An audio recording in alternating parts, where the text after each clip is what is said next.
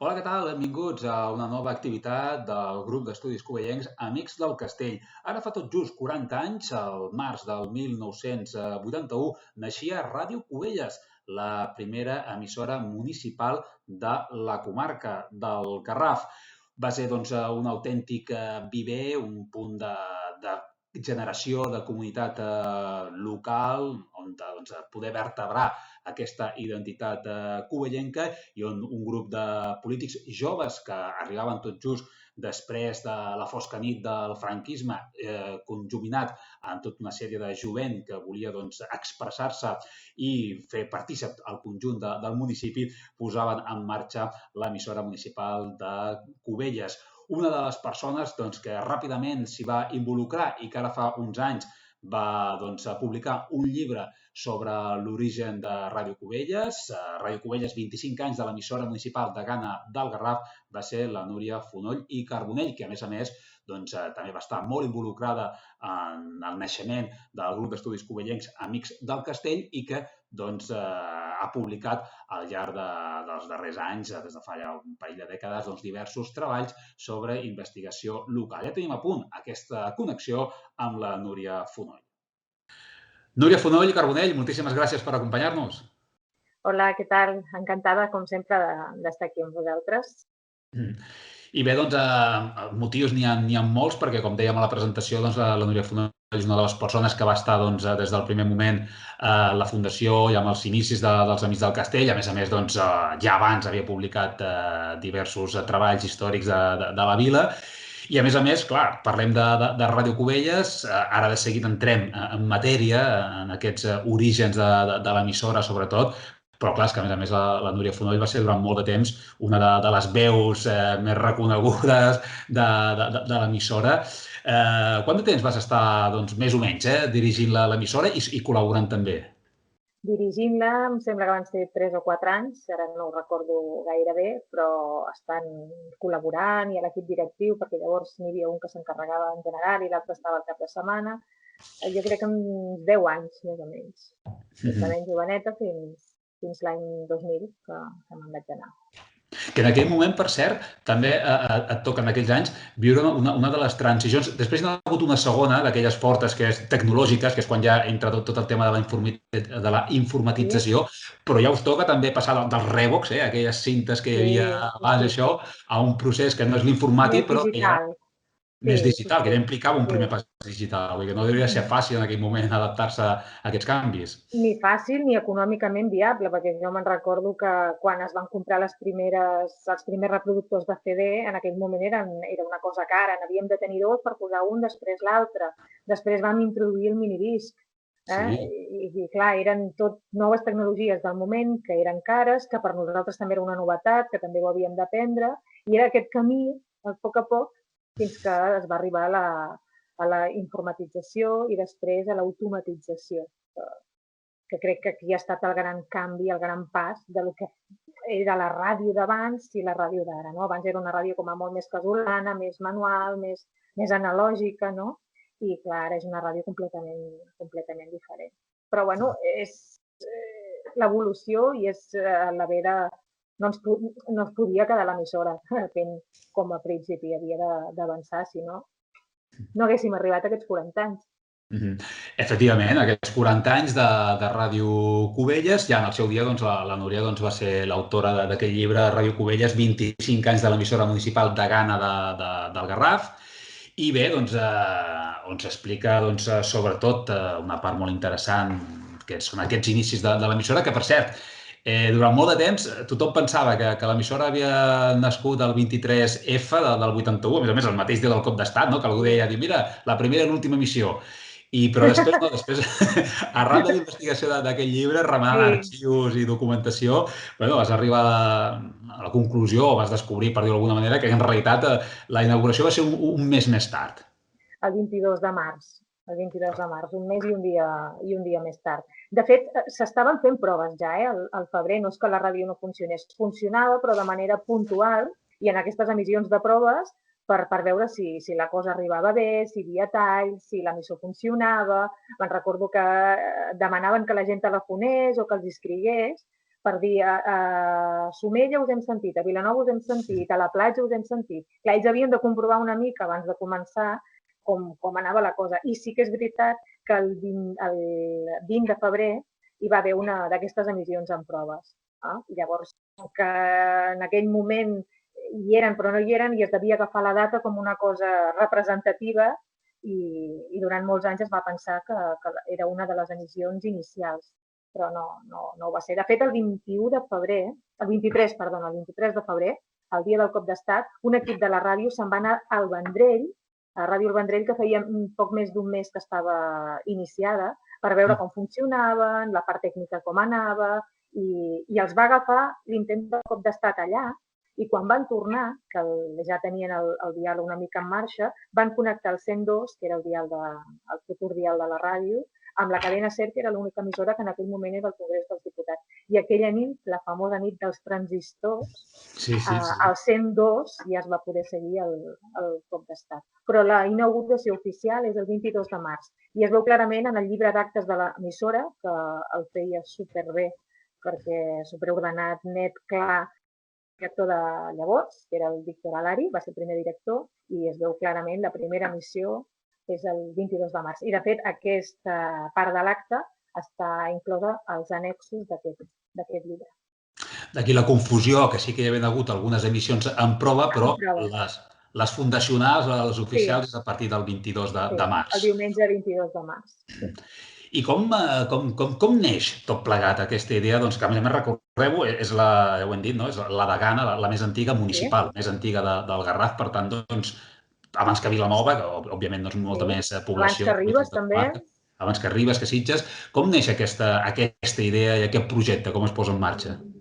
Mira, jo crec que va ser un còmput de coses. Se sortia d'una dictadura, s'entrava en una democràcia, hi havia un grup de gent a Cubelles que tenia moltes ganes de fer coses culturals, de transmetre, de viure, de fer, de crear, d'acord? I, a més, es va trobar amb una gent a l'Ajuntament que també estava en aquesta onda i era el boom també de les emissores municipals. Suposo que va sortir l'oportunitat, la idea, i suposo que van dir fem-ho, i es van trobar amb aquest compendi. Ganes de molta gent, l'Ajuntament que també hi venia d'acord, aquesta iniciativa de les EMUC, de les emissores municipals de Catalunya, i en aquell moment va sorgir la idea, es van convocar totes les associacions que en aquell moment hi havia Cubelles, tothom va dir que sí, ho va trobar bé, i ho van engegar amb molt pocs mitjans, amb una mena de no sé com dir-ho, de voluntariat total, de fer-ho casolà, de jo faig això, tu fas allò, tu portes això, jo porto allò, i es va fer des d'una cosa tan petitona com uns estudis a les golfes de l'Ajuntament i després va créixer fins ara. Políticament parlant, doncs, tot just feia un any que havia començat aquesta primera legislatura, aquest primer mandat dels ajuntaments democràtics, amb Lluís Pineda com a alcalde. Per tant, doncs, hi havia això, hi havia una voluntat d'insuflar aire nou i poder impulsar iniciatives d'aquesta mena, perquè en aquell moment, com a mitjà de comunicació propi local, només hi hauria haver el Full de Cubelles, no? No sé si el Fuller era ja o hi havia... Estava per allà, més o menys hauria coincidir, vull dir que no hi havia un mitjà de comunicació propi local que vertebrés una miqueta aquesta identitat local. Per tant, doncs, la idea una mica era aquesta, que l'emissora també servís per informar, òbviament, però també per vertebrar i crear aquesta sensació, sentiment de comunitat local. Sí, i a més el sentiment aquest de cultura compartida. Jo sempre ho he dit, la ràdio no només ha fet ràdio. Vull dir, no ens podem mirar l'emissora com una emissora estricta i només com a mitjà de comunicació. Jo crec que de la ràdio han sortit iniciatives culturals. També durant molt de temps va ser un punt de trobada per molta gent jove. Va ser, clar, pensem com era de petit Cubelles fa 40 anys. El que hi havia, les poques oportunitats, s'estava creixent, evidentment, després n'hi va haver més, però era un punt de trobada pel jovent, un punt de compartir activitats, música, cultura, informació, I jo crec que aquest punt també és molt important. Aprofitar per mirar-ho ràpid, que el Full de Cubelles sí que tot just havia començat un parell de mesos abans, al novembre del 80, tot i que, diguem-ne, que amb una aparició una mica irregular, per tant Sí. no estava prou A més, consolidat. era un sol full. No sé si te'n recordes tu, que eres molt jove. Era un full gros i era un sol full i s'imprimia de tant en tant els primers fulls i de manera bastant irregular. Hem parlat de Lluís Pineda, però també m'agradaria recordar el Joan Amorós. Justament per aquí anava, no? Que has parlat al començament d'aquest voluntariat també, d'aquestes ganes, no? De molta gent. Evidentment, s'haurien de remarcar, s'haurien de subratllar molts noms, però si haguessin de ressaltar-ne alguns, el nom de Joan Amorós, com és obvi, Sí. doncs, que era el responsable de cultura. Era el regidor de Cultura en aquell moment, sí, i una de les persones que perquè la va gestar, la va pensar i la va tirar endavant juntament amb altra gent. També hem de parlar del Víctor Alari, que bé, suposo que tots els que el recordem era una persona super implicada i amb una visió de cultura i de país molt, molt gran i gent com ells, no? que juntament amb altres, amb molts altres, perquè van ser molts, van tirar endavant aquest projecte, que en aquell moment era atrevit, perquè era atrevit, però que jo crec que va trobar una resposta bona i que ha continuat. Una de les coses que poder molta gent no recorda o directament no ho sap o desconeix és que, a més, l'inici, la ubicació dels estudis de l'emissora no és l'actual, al carrer Colom número 7. On es va situar en un primer moment? Clar, una emissora municipal sense molts llocs municipals, sense molts indrets municipals en aquells moments, sense molts llocs, és que no sé com dir-ho, no hi havia massa activitat estesa, d'acord? Llavors l'únic lloc que els hi va sorgir va ser l'Ajuntament. No, en aquell moment no hi havia el Casal de Cultura, no hi havia cap altre indret, l'Ajuntament. I a on? Dalt de tot, amb un estudi que tenien a les golfes. Un estudi molt petit que tenia una part de locutori i una part de servei tècnic molt petit. L'espai de servei tècnic tenia una finestra que donava a l'Ajuntament, la part de l'estudi no, i allà s'hi van estar 2 anys. Però era superpetit, amb el conque que significava entrar i sortir de l'Ajuntament, que això també era un problema, no? A tota hora, perquè a més l'emissora era cap de setmana, va començar només sent el cap de setmana, era els divendres a la nit després també, divendres a la nit, dissabte, diumenge, i allò era un puig i baixa de gent, molta gent, perquè pensem que 2 anys després l'emissora tenia més de 30 col·laboradors ja. I clar, gent amunt, gent avall, gent amunt, llavors van haver de dir això, el projecte es consolida, hem de canviar d'espai, i en poc més de 2 mesos, quan es va crear el Casal de Cultura, es va pensar que el pis superior podria ser per l'emissora i en poc més de 2 mesos van fer aquests estudis amb la col·laboració de molts col·laboradors, de gent que en aquell moment estava a l'emissora i entre tots van aïllar, van col·locar, van traslladar, van pintar, ho van aclarir. Per cert, que recordava una anècdota que havia explicat algun cop la Pilar López, que és una de les primeres persones en col·laborar i fer informatius a l'emissora, que vendrellenca d'origen, tot i que molt vinculada també al municipi, com és obvi, que explicava que algun cop havia hagut de fer l'informatiu asseguda de la falda del tècnic, del poc espai que hi havia. Sí, clar, que molt divertit, aquesta ràdio artesanal.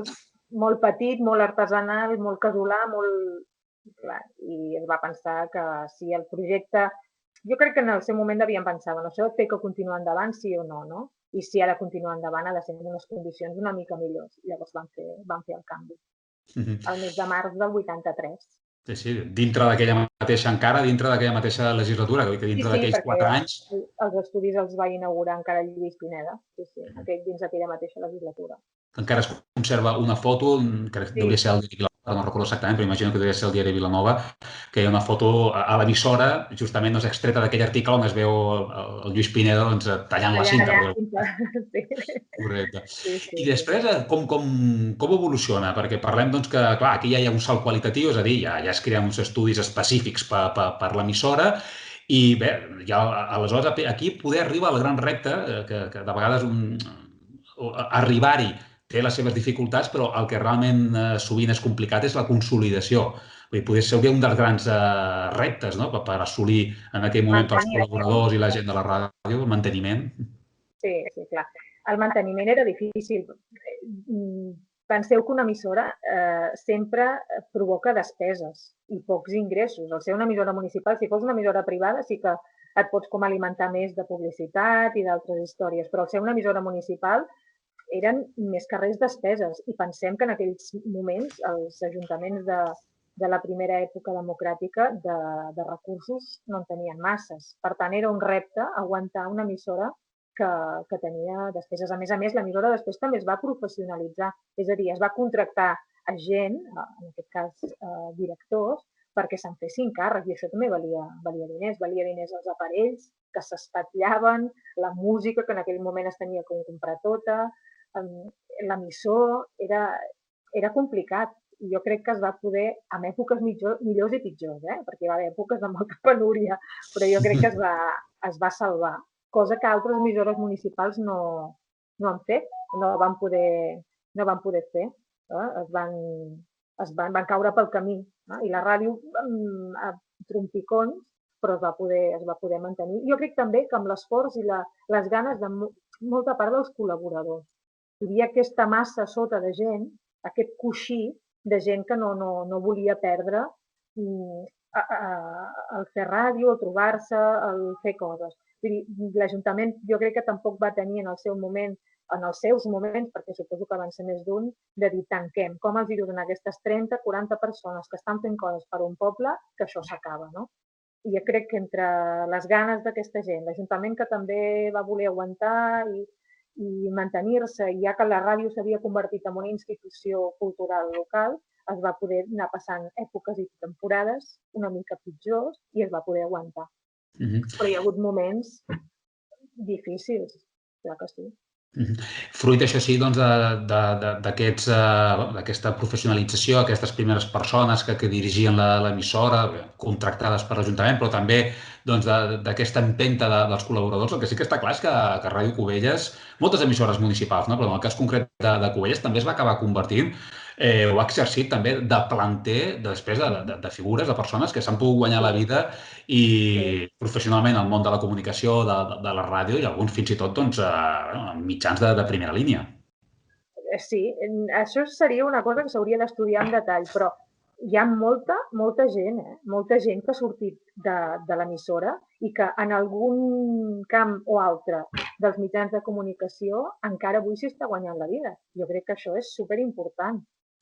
No sé, ara, per exemple, se m'acut, l'últim que se m'acut, que l'altre dia la vaig veure per la televisió, el Carles Sánchez. Carles Sánchez, per cert, que sempre ha explicat, i és cert, que la seva primera feina remunerada va ser a Ràdio Cubelles. I que ell, la seva professionalització arrenca a Ràdio Cubelles. Jo el dic ara perquè ara fa aquest programa a TV3 que fa res, un parell de setmanes que ha començat i clar, penses en ell, penses en moltíssima gent més, penses en el Josep Almirall, que quasi cada matí l'escolto quan m'aixeco i em poso la ràdio al matí i clar, hi ha moltíssima més gent i això jo crec que és superimportant. I tant, hi ha moltíssima gent. I després també aquells col·laboradors que tenien les seves professions, els seus diferents itineraris, però que igualment col·laboraven, hi van haver moments, hi ha hagut moments en què realment també creaven programes de gran qualitat, perquè hi havia el Joc Brut, la Ciutat Incògnita, el Gato Negro, vull dir, programes, parlem d'una època una mica més antiga, però que encara hi ha molta gent que els recorda, vull dir que a més hi havia una gran qualitat també pel que fa als col·laboradors. Mira, ara que parles del Gato Negro, jo me'n recordo dels Germans Caballeros, que era fantàstic. És que era un programa d'històries i clar, pensa també com es preparaven el programa, com preparaven les històries, la feina que hi havia darrere i després tots pendents del que explicaven aquella setmana. Vull dir, no pensem només que la ràdio era posar música i prou. Hi havia programes, com tu dius, superbons i de molta qualitat, que per ser una emissora municipal estaven molt bé. Jo crec que hem estat un gran planter i que hem tingut també la sort de tenir gent molt, molt bona. És veritat, a més, Ara, per exemple, parlo dels Caballero, gent que venia a estiuejar i que van acabar sent com gent nostra, no? Era una cosa de que tots, fèiem entre tots, ho fèiem, era la Cubelles d'aquell moment, no? Els uns, els altres, jo crec que era una comunió molt xula. Doncs, Núria, anem acabant, però fem també una reflexió de futur, tu que també no només a Ràdio Cubelles, sinó que després també vas seguir durant un temps dedicant-te professionalment al món de la ràdio, per tant te l'estimes i coneixes molt bé el mitjà. Tornant al que dèiem al començament, no? Aquesta evolució tecnològica, ara la ràdio ja no és només FM, ja no és només l'antena analògica, sinó que bé, doncs, toca adaptar-se també a aquest segle XXI ja ben entrat i bé, doncs, la marca de Ràdio Cubelles i la marca de qualsevol emissora de ràdio al final s'acaba distribuint per molts canals diferents i això també s'ha de veure com una oportunitat. Sí, és una oportunitat. Jo ho deia, no ho hem de veure com una cosa dolenta que matarà la ràdio, tota aquesta evolució dels mitjans de comunicació, de les xarxes socials, ho hem de veure com una oportunitat, d'acord? Hem de mirar, per exemple, les emissores grans, com ho estan fent, d'acord? Com juguen amb els podcasts, com juguen amb internet, com sí que es graven algunes entrevistes que s'estan emetent per la ràdio i després les pots recuperar visualment a través de les xarxes. Ho hem de veure com una oportunitat. I hem de pensar també, per exemple, que gràcies a aquestes noves tecnologies, aquella ràdio que va començar l'any 1983 de manera casolana, avui aquella mateixa ràdio, bueno, com a emissora, es pot escoltar a qualsevol lloc del món. Tu poses internet i pots escoltar Ràdio Cubelles des de l'Àfrica, des d'Austràlia o des d'aquí a Menorca. És una oportunitat, no? El que passa que, clar, hem de saber avançar bé i caminar bé cap a aquest futur sense caure ni amb la cosa antiga ni amb una cosa massa evolucionada. El com, no sé, és difícil, però, clar, ho hem de veure positivament, clar que sí, i avançar i fer-ho de la millor manera que es pugui. Doncs llarga vida a la ràdio. Esperem que sí, clar que sí, fins als 50 i més. I tant que sí. Núria Fonoll i Carbonell, com deia, una de les veus més característiques en el seu dia de Ràdio Cubelles, autora també ja fa uns anys d'aquests 25 anys de l'emissora municipal de Gana del Garraf i, el que dèiem també, autora de molts treballs de història local del municipi. Moltíssimes gràcies per acompanyar-nos. I res, el que dèiem, mira, les tecnologies que també ens permet contactar i poder parlar, malgrat que tinguem aquest Mediterrani compartit ara mateix entremig. Núria, moltíssimes gràcies per acompanyar-nos. Gràcies a vosaltres. I per haver pogut rescatar aquests inicis, sobretot de Ràdio Cubelles, justament quan estem celebrant, commemorant el seu 40è aniversari. Moltíssimes gràcies. A vosaltres. I bé, fins aquí. Una salutació a tots els amics i seguidors dels Amics del Castell amb aquesta xerrada sobre l'emissora municipal. Tornem, com sempre, ben aviat. Seguiu atents a les nostres xarxes socials. A reveure.